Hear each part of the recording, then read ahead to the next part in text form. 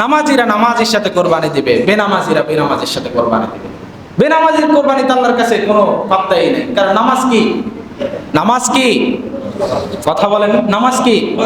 ফরজ। কোরবানি করা কি? ওয়াজিব। তাহলে ফরজ উপরে না ওয়াজিব উপরে? ফরজ উপরে। এটা বিধান, আইন। তাহলে আপনি ফরজ বাদ দিয়ে আপনি কোরবানি লইয়া দৌড়াদৌড়ি করতেছেন।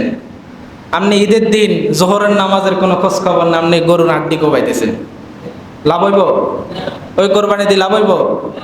আপনি গরু কিনতে গেলেন, জোহরের নামাজ বাদ, আসরের নামাজ বাদ, মাগরিবের নামাজ বাদ, আপনি কোরবানির গরু নির্ধারণ করতেছেন, কারণ কোরবানি আপনার উপর ওয়াজিব হয়েছে। এজন্য আপনি ফরজ বাদ দিয়ে দিছেন, কারণ কোরবানির গরু তো আগে কিনতে হইব।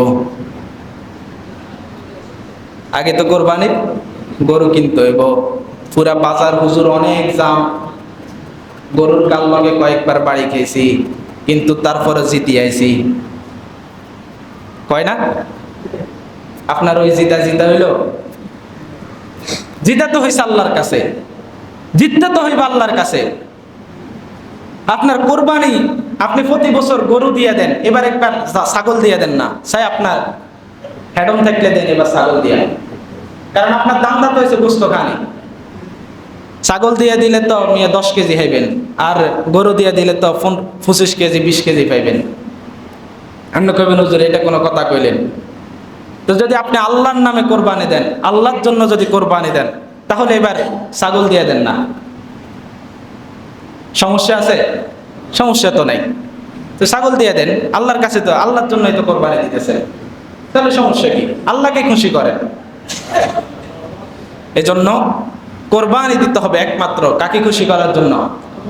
যেহেতু আল্লাহকে খুশি করতে হবে, যেহেতু আমার নিয়তকে পরিবর্তন করতে হবে। আমার নিয়তকে পরিবর্তন করতে হবে।